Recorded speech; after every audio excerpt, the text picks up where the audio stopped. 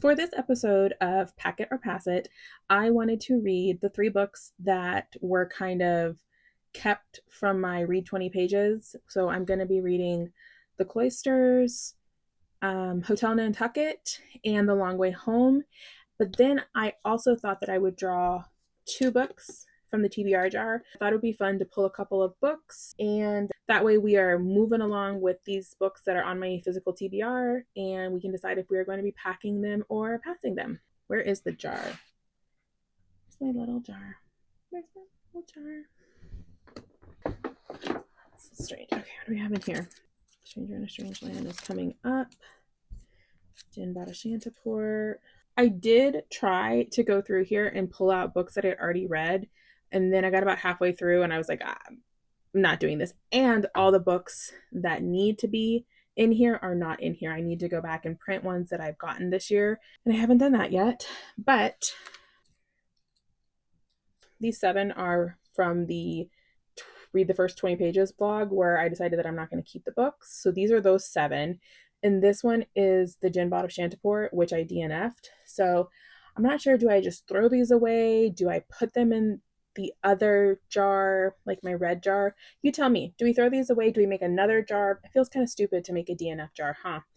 But I'm not sure where my jar went right now, which is weird. But anyway, y'all tell me, should these go in the red jar because they're out now, or do we just throw them away because we didn't read them? Y'all tell me. I don't know what to do with them, so they're just hanging around forever. What are we in the mood for? Let's see. How about our trusty old sci-fi? So that is this like alien green, as my mom and dad would say. Let's see. I'll go with this one right here because I can't read it. The Future. Oh, by Naomi Alderman, I believe. I was correct. It is by Naomi Alderman. I have actually started this, and I got about 44 pages in, and I soft DNF'd it. So this is a good chance to go back and finish reading it and see if I want to keep it or if it's something that needs to go on to a new home. So I will just tuck that in there. And that is our first TBR jar pick for this video. Let's do an anthology. I think that's anthology. Yep, so anthology is like this shale color. A Universe of Wishes. That's YA. Here is A Universe of Wishes. The top says a We Need Diverse Books anthology. So let's see what this is about. Close your eyes, make a wish. The universe is yours for the taking. In the 4th collaboration with We Need Diverse Books, 15 award-winning and celebrated diverse authors deliver stories about a princess without need of a prince, a monster long misunderstood, memories that vanish with a spell, and voices that refuse to stay silent in the face of injustice. This powerful and inclusive collection contains a universe of wishes for a braver and more beautiful world. This sounds great. So, I don't think this is YA. So I'm going to put this right here. I haven't read an anthology since beginning of March, maybe? So, it's time. Let's see. Who do we know in here? Libba Bray, V.E. Schwab, Rebecca Roanhorse. I don't know a lot of the other names, but that's cool. I will be reading. Let me go get them. Let me get them. It'll be easier. So, for this video, where I've read none of these so far, I'm just filming this now. I'm trying to get ahead on some things because I know my kids are going to be home this summer and I'm not going to have as much time to film. So I'm trying to get what I can done now. The 5 books that we're going to be reading for this episodes of Pack or Pass is The Hotel Nantucket by Elin Hilderbrand. What are you doing? Let me show you her. See if I can. What are you doing? I know. I had to get rid of that yarn, but you keep using it like a bed. Hey, what are you doing? Okay, bye. So we have, let me start over again. So for this episode of Pack It or Pass It, we are going to be reading The Hotel Nantucket by Elin Hilderbrand. The Long Way Home by Karen McQuestion, The Cloisters by Katy Hayes, and I'm about halfway through this book right now, actually. A Universe of Wishes, an anthology, and The Future by Naomi Alderman. As I finish those books, I will be checking in, letting you know what I thought of them, and whether we're going to be packing them up next year when we move, or whether we're going to be passing them along to someone else who would enjoy them more than me. When we start reading, I will be back. It's me, popping back in. Found my jar. When I went to go put the books on my TBR cart, there it was. I did find One Dark Window. So we're going to put her in there. And do let me know, do we think the other one should go in here? I read like 25% of the Jinba Ashantapur, so I'm thinking that that one probably should come in here. But maybe I can just leave the other ones in this little baskety thing. And then at the end of the year, we can see how many I actually read or read a decent amount of versus ones that I was like, no, thank you, bye. So you let me know. I had to share this with you before I forgot, but I will see you later. Goodbye. If this is the third time you've seen this shirt in one of my last few videos, then if you're not subscribed, you should go subscribe, because clearly you've watched my last 3 videos where I've been like, whatever, I'm gonna wear this because I need to get this done. I have read the first book for this Pack It or Pass It episode, and I wanted to tell you about it. I read The Cloisters by Katy Hayes, and I am going to be passing it. Yeah. This book had such promise, and then it kind of let me down. I ended up giving it a 2.75 stars, which was like, I could have rounded up and given it a 3, but it kind of really bothered me for as much potential as I feel like it had, that it didn't deliver on that potential. We have Anne. She just graduated from college. She's an art major of like a really obscure portion of art. She goes to New York for a summer internship and finds out after she gets there that her part of the internship has been canceled because the guy is not going to be there that summer, and which I think is so shitty that the director didn't tell her before she moved all the way to New York. That bothered me. And then it just so happens there's a guy named Patrick who ends up going into the office where Anne is while she's basically being told, hey, we don't have a job for you. He offers her a job at the Cloisters, and she takes it. The director, after some back and forth on funding, does decide to let her stay. And then we meet Rachel, who is a third main curator who works at the Cloisters. And this is pitched like to the point, let me show you, to the point where there's like how to read tarot card kind of things, right? Like charts of like how to read tarot. So this is supposed to be about their obsession with finding this really old tarot deck, except then maybe they're doing tarot magic. But it was such a non-part of the story at times. Like for a book that pitches to be about tarot, there was like 2 things about tarot, and then all of a sudden the main character is like obsessed with it, and like her whole life revolves around it, and it just wasn't very believable. And what it more turned into was toxic friendships and what happens to people who have always kind of gotten away with things, and how much easier it is for the rich to get away with things. And it just went in a direction that I really didn't care for. Yeah, I didn't care for this. I was really bummed. I was really excited. I thought it was going to be really good, and it just kind of, it went downhill very fast for me. That's unfortunate. I don't know what else to say about it. I didn't really care for it. Do I recommend it? I don't know. If you like books that have messy relationships, if you like books that almost have like an unhealthy, toxic relationship with your friends, with your coworkers, with love interests and things like that, then maybe that's just not something that I particularly care about. And it's not really what I thought the book was being pitched as.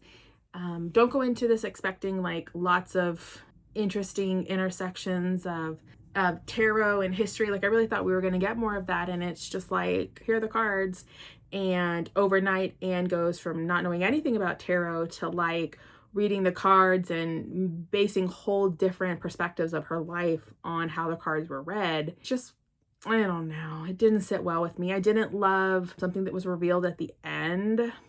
She really just like brushed over that, and I was like, ma'am, we need to go back and talk about that. And she goes, no, it's fine. Don't worry about it. And I'm like, it is not fine.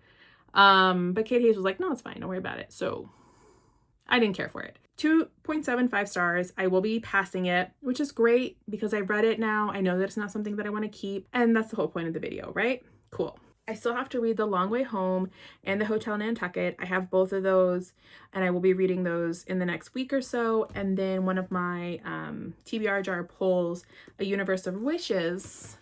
I'm about 172 pages into, and I'm actually really enjoying it so far. It is a YA collection of short stories that kind of talks about, it's about minority groups and minority representation. I have really enjoyed this collection so far, and while it is YA, they don't read super young, and I think the themes around it allow our youth to see themselves in stories, but I think it's also something that adults can enjoy as well and is very relatable and kind of timely. I am going to finish reading this. Like I said, I think I'm just about halfway, so hopefully I'll come back in the next few days with a review on this. And then I also have, what was the other book that I drew? The Future by Naomi Alderman. So I have those 3.5 left to read, and then yeah, we'll go from there. Until then, bye. Hi everyone. I just got back from my kids' award ceremony. My 8th grader is going to high school next year, which is crazy, but I had a few minutes before they get home from school, and so I thought that I would tell you about a few of the books that I've read. I've read 2 more for this, and I'm about halfway through the next one, so let's talk about it. So I read The Hotel Nantucket by Elin Hilderbrand, and this book is about Lisbeth, who has been in a relationship with a man named JJ for 15 years, I believe, and she finds out that he's been sexting their wine rep. They both work at this restaurant together, so she actually breaks up with him, valid, and then quits her job. And she hears about the Hotel Nantucket. She hears that there is a buyer that's gonna reopen this hotel called the Hotel Nantucket, and it has been abandoned for a really long time, but she really wants the job, so she kind of stretches the truth a little bit and ends up with the job. And this book is really about the first summer that they're open and the relationships with the people that work at the hotel. So there's a rumor that the hotel is haunted by a ghost named Grace, who is this young lady who was killed in a fire back in the 1800s. And we do get to meet Grace. We do get her perspective throughout the book, and I love her. She's an amazing character. This whole book is about Lisbeth and her team trying to turn this restaurant, or trying to turn this hotel into a success so that they can continue working there. And it kind of changes everyone who works there. It kind of changes all their lives forever during this summer. You have a mom who is going through a divorce who decides to spend the summer with her 2 kids at the hotel. You have a recent college graduate who is trying to figure out her next steps after she breaks up with her creepy boyfriend. A woman who seems to be repeating the mistakes of her parents. A single dad who's just trying to get back on his feet. A rich kid who is trying to atone for a mistake that he made. A young single mom who is trying to get into college to give her and her daughter a better life. A chef who is trying to make Nantucket his home again after a beloved restaurant that he used to work at closed and he moved away for a long time. And of course, the ghost who wants everyone to know her true story. She wants justice. She wants everyone to know how she died and who is responsible for it. The relationships in this book are really lovely. Were they a little unbelievable at times? Yes. Did that take away from the book at all? Not really. I did enjoy this book. I really liked the supernatural element because Grace is very much a prominent character within the hotel. She kind of sees everything that's going on, so she kind of knows some of the secrets, and so we're kind of given some backstories from people that we may not have known otherwise through the ghost perspective, which was a really interesting way to do the narrative. I didn't love some of the ways that she described things, like some of her descriptive terms were just not for me personally, but that's just kind of me nitpicking it. I really liked the atmosphere that she set up throughout the book. You really felt like you were there with them that summer. You almost can like feel the humidity and the heat from the summer as they're going through their day-to-day lives working at this hotel. Overall, I gave this book a 4 star, and I'm actually going to be passing it. It was really good, but I know I am never going to read this book again. I think these are one of those kind of books that you check out from your library, you read when you're on vacation, and you return and you really never think about it again. So I'm going to pass it on to someone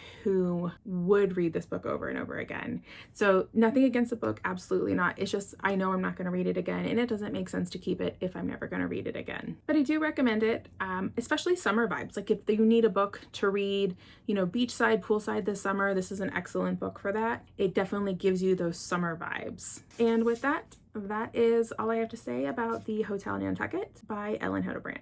The next one I wanted to talk about was A Universe of Wishes, which is an anthology collection. And I was right, even though I second guessed myself in editing.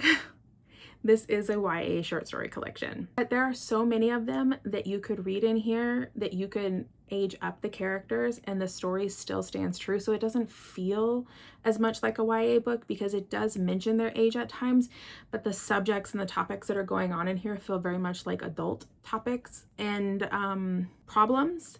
And so I do think even if you are an adult and you're like, I don't really like YA that much, I do still think you would enjoy this book. I really did, especially if you like science fiction and fantasy. This entire collection is science fiction and fantasy about marginalized people. You have queer kids, you have POC narrators, you have trans representation, there's incarcerated people representation, there are casualties of war representation, and there's even what almost sounds like could be like a chronic illness representation in here, which was really interesting. And I think my favorite part about it is that while they are all marginalized people, and historically speaking, marginalized people have really been beaten down, all of their stories have so much positivity and hope in them that it feels like for once you get to see the marginalized people winning. And that is the whole point of this book, is it's supposed to give children who are in a marginalized group stories that they see themselves in, and they see themselves as the heroes or as whatever their otherness is being accepted completely. And I thought that was really beautiful. I ended up giving this a 4-star.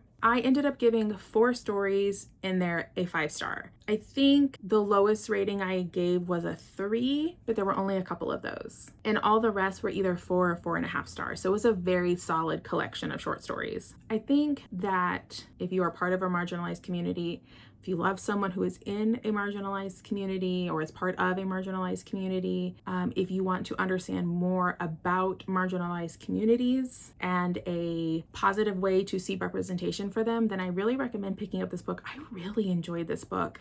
I actually was looking for other things that they wrote, and Fresh Ink. This is like the 4th anthology bind up that they've done for We Need Diverse Books. And I have Fresh Ink, so maybe I will read that one soon as well. But I just really liked the plots of the stories. I really liked the voices that we got from the characters, and it was just very enjoyable to read. And the stories themselves were so incredibly creative. Some of them kind of felt like retellings, but then some of them I was like, that is such a unique way to tell a story. You have a story about kids that are on a spaceship traveling to a new colony, and the whole crew are teenagers. You have a story about a couple who wants to get their hearts weighed to see if they are going to be each other's perfect match for life, and that involves physically taking their heart out of their body to weigh it. One is focused on a lost princess. She's lost in the woods, and there's this monster who keeps killing all the princes who try to rescue her, and it's the story of the girl who ends up going into the forest to try and rescue her. There's an inmate who is communicating with a Palestinian in a refugee camp's prison, ?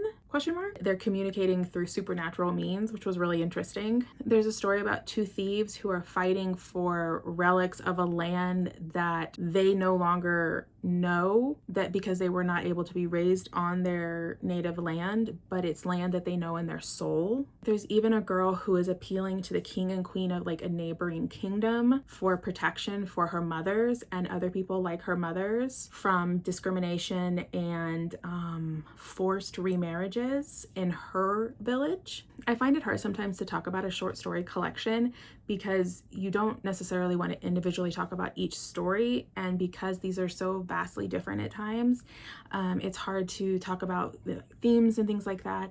But this is just a really solid collection of science fiction and fantasy where you know going in that your main character or main characters are part of a marginalized group, and there's going to be a happy ending. But if any of that sounded interesting to you, then I highly recommend you picking this up. You can borrow it from a friend, or it is on Libby as an ebook and an audiobook, and your library may also have a physical copy. But if you like sci-fi, fantasy, just a little bit of romance and a lot of representation, then this is definitely the short story collection for you.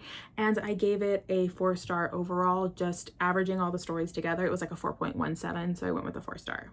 And that is A Universe of Wishes, a short story anthology collection. I'm also currently halfway through The Future by Naomi Alderman, and I'm hoping to finish the rest of it probably today.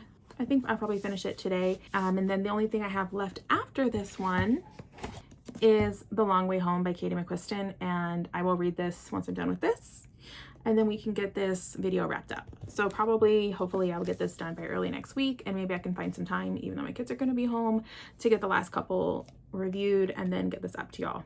So far, this is one that I had started reading, and I had gotten 45 pages into it and soft DNF'd it several years ago. And sometimes you should follow your first instinct, because I think unless things severely change between now and the end, it's probably just going to be like a 3-star for me, which is a shame, especially considering it's like a 400-page book. But it's one of those where, like, I'm not sure if it's going to be just a 3-star, so I do want to finish it just to see where it goes, and then I'll make a final decision. So when that is done, I will be back.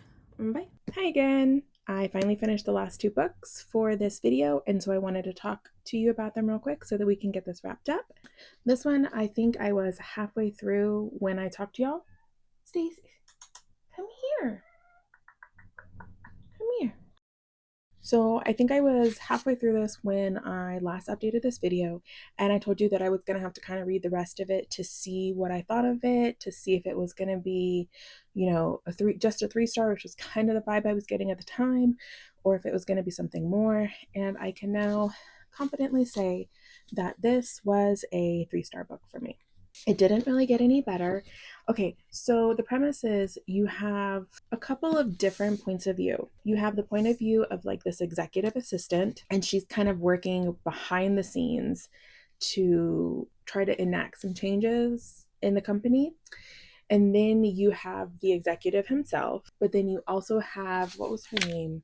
And so then you have Shen. So Shen is like this internet survivalist. She has a whole big platform on YouTube about how to survive in the wilderness and stuff. And this is such a complicated book to read. At its essence, it asks the question, like, what does the world need to survive, and what are the lengths that you're willing to go to in order to make that happen? See, I knew she was going to want back in. I'm not going to let her in. The concept behind it, the think piece behind it was very interesting. I liked the themes that they explored. I liked the discussions of how do we fix our planet and, you know, climate change issues. I just don't like how she executed it. There's a lot of like spy and espionage feeling without it being spy and espionage. I liked the second half of the book better than the first half. I felt in the first half to be very slow. I thought it focused too much on personal relationships when I don't think at the core that's what this book was about. And then it just felt so disjointed at times, and you're kind of like, it didn't feel believable in how you kind of got from A to B to C sometimes, which is such a shame because, like I said, I liked, it's so hard to describe because I don't want to ruin it. So there's an island, okay? And when you read this, if you read this, there's an island, and I really like how she portrayed that. I liked the way that the island was handled, but I just didn't like all the stuff that kind of led up to it. So yeah, I think the first half of the book might have even been like a 2-star. It was interesting and you kind of wanted to know what happened, but I don't know. So let's see. What can I tell you about this? Martha, that's the executive director. The executive assistant, Martha, she grew up in this cult, which kind of shows up again and again and again throughout the book, all the way to the end. And I understand it was giving us information and it was giving us motives and it was questioning things that were good questions. I just didn't feel like it really fit. And I don't know. I just feel like there was a lot of really good ideas in here and they didn't join together the way I would have liked them to. I don't think that this was executed as well as it could have been. I think she could have cut, this was over 400 pages. She probably could have cut 100 pages of bullshit of people hooking up, the cult aspects. I don't even really feel like the cult aspects need to be there. I think we could have discussed things in the themes that they were talking about without the cult aspect. But how do I even describe this? If you want to read a book that does talk about climate change, it does ask the question, how do we solve this and what links do we need to go to solve it? It asks, what do billionaires' roles play in our current climate environment, and kind of a thought piece on what we could do in the event of mass catastrophe. I don't know. Like, it's just such a, it bounces to so many things, because you have Martha, and she's an executive assistant to this billionaire. You have Shen, and she is a survivalist who runs a YouTube channel. At one point, Jen is like stuck at a mall and somehow ends up with like a frozen dead body next to her. She's on the run for a while. Martha's kind of working in the background. They meet, they spark a romance, but even their romance kind of, I didn't believe it. You could feel that they had chemistry, but things that happened later on in the book, they weren't that close. And so some of the plot points didn't make sense because they weren't that close. I don't know. But I gave it 3 stars. So like I said, if you like kind of spy and espionage, but not spy and espionage, but it gives you that feeling. If you like talk of climate change, if you like talk of the Bible and some hypocrisy that's found in the Bible, if you like bunkers, there are bunkers involved in this. If you like isolation, if you like end of the world scenarios, then check this out. But I just would say borrow it from your library because it's a 3-star. I can't decide if I'm going to keep this or not because, like I said, I do think it has some really good themes in here. It asks some really good questions, but I'm honestly not sure if that is worth keeping a physical copy on my bookshelf for. It's going to be a question mark for now. I don't know. It's a question mark for me right now. Maybe when I'm editing this, I can let you know whether I did keep it or not, but I don't know right now. That is The Future by Naomi Alderman, 3 stars. And then the last book for this video is The Long Way Home by Karen McQuestion. Apparently I've been saying McQuestion, and I was listening to the audiobook and they do say it's Karen McQuestion. So this book, you have Marnie, and she has been a pseudo stepmom for a boy named Troy for over a decade. She's been with Troy's dad for over a decade, and at the beginning of the book, you meet her as she's going to a grief support group because Troy's dad has died suddenly, and they were never legally married, and so Troy's very absent mom, who she's actually described as a train wreck of a birth mother, which I also don't think is a fair description because I don't think that she's a train wreck, and I didn't appreciate that description of her. So you have Marnie, her boyfriend dies, and Troy's biological mother comes in. The house was left to her, so she kind of takes Marnie's home, and obviously Troy is her son, so she takes Troy and moves from, I think they're in Minnesota, Wisconsin. Yeah, so Marnie lives in Wisconsin. That's where Troy had been living, and his mom takes him back to Las Vegas where she lives. That happened like the year before, and they're close to the summer now. And so Marnie's actually grieving the loss of Troy more than his dad. And so she goes to this grief support group. She meets a bunch of the ladies there. One of the girls is named Jazzy, and we find out that she kind of can talk to spirits, and her grandmother kind of led her to go to this group to meet these ladies. It all boils down to Jazzy ends up convincing Marnie that they need to go on a road trip to get Troy. I gave it a 3.5 stars. The plot is not super believable. I do not believe that any biological mother is just going to be like, yeah, sure, just take my kid. It's fine. But okay, if we suspend our disbelief, it was a very lovely road trip. They end up going on a road trip with Marnie, the main character, Jazzy, the young girl who can talk to spirits, Marnie's new landlord, because she obviously had to move out of her old house. So she has a landlord named Laverne. Laverne's never been out of the state before. She's older. She's lost her husband, I think, like 3 years ago, and she's kind of become a shut-in. And so Jazzy convinces her to go. And then there's another lady from the support group, Rita, who lost her daughter a decade ago to a brutal murder that has gone unsolved the whole time. And so the four of them decide they're going to road trip to Vegas. And it's really just like their story along the way. They run into who Rita thinks is her daughter's killer. Laverne is able to, she's always wanted to travel. She's always wanted to go to Vegas, and it's something she's never done. She'd actually never been out of the state of Wisconsin until this road trip. So she was able to kind of see more of the world. Her and Marnie were able to bond and help each other on a deeper level. Jazzy ended up finding who was going to be her soulmate one day, which was kind of cool because you could see like the flashes of their future together. But it was just a very wholesome book about these four women who don't know each other very well, but go on this road trip and form lasting friendship bonds. It's about what makes a mother, what decides who is a parent. Are you a parent just because you're blood related to someone, or are you a parent because you stayed up with them when they were sick and had fevers and held their hand through the night? Or, are you a parent because you are the person that this child reaches for when they're sick? It had a lot of really good messages about what makes a parent, and the fact that, step parents' roles in a life are incredibly valid, especially when they're very present. Step parent, especially when the biological parent is very absent otherwise. And so that was really sweet. I think at the end of the day, and maybe I just don't know enough people, but Marnie's whole thing is, I'm going to go get Troy. And I'm like, babe, I understand that you've loved him and taken care of him. I think he's 14 or 15 in the book now.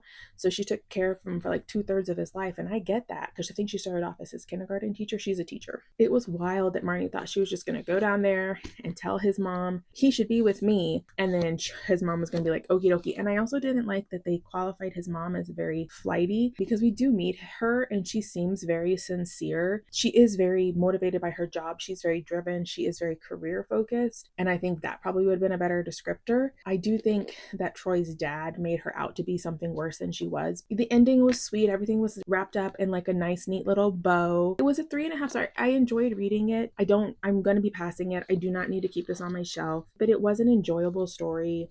If you like road trips, if you like books about sisterhood, if you like books about a step parent's love, because I feel sometimes like we forget that people who are step parents like do put their whole heart, or should put their whole hearts into raising these children who live in their homes. And I know a lot of really amazing step parents. And so I thought that was really beautiful. I really enjoyed it. These are one of those books that, like, if you went to an Airbnb, like up in the cabin, like if you rented like a cabin for a week and you check their book collection, like this would be in there. Or if you rented like a beach house for a week, like this would be in there. So it's one of those like really just nice, soft reads, but it's not one that I need to keep. But if it sounds interesting to you, and then you can pick up A Long Way Home by McQuestion. I liked it better than The Future, and I'm not keeping this. So then that makes me think I shouldn't keep The Future, but then I still don't know what I'm going to do with this one. But those are the 5 books that I read for this Pack It or Pass It episode, and I believe I'm keeping potentially none of them, because I don't know about this one, but I'm not keeping A Long Way Home. I'm not keeping The Cloisters. I'm not keeping The Hotel Nantucket. And which was the other? Oh, that's not true. I am keeping A Universe of Wishes. That's the one out of the 5 that I'm 100% certain that I am going to be keeping. I don't know about this one yet. Hopefully by the time I edit it, I'm kind of leaning towards passing it, because it doesn't make sense to me to keep things that could be a great work of literature one day if I didn't even enjoy it in the moment that I was reading it in. That is all I have for you today. Thank you so much for joining me. I got very brave. My children are home right now, and I decided that I'm going to film at home anyway. I was going to film in my car when I dropped my daughter off for therapy, but I did not. I was a big girl, and I decided to film at home, so we will see how it goes. But yeah, I hope you have an amazing day. Thank you so much for spending time with me today, and I will see you next time. Goodbye.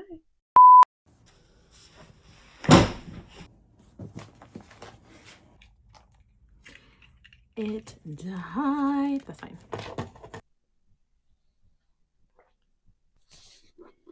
I had to kick her out. I don't know. Well, hold on.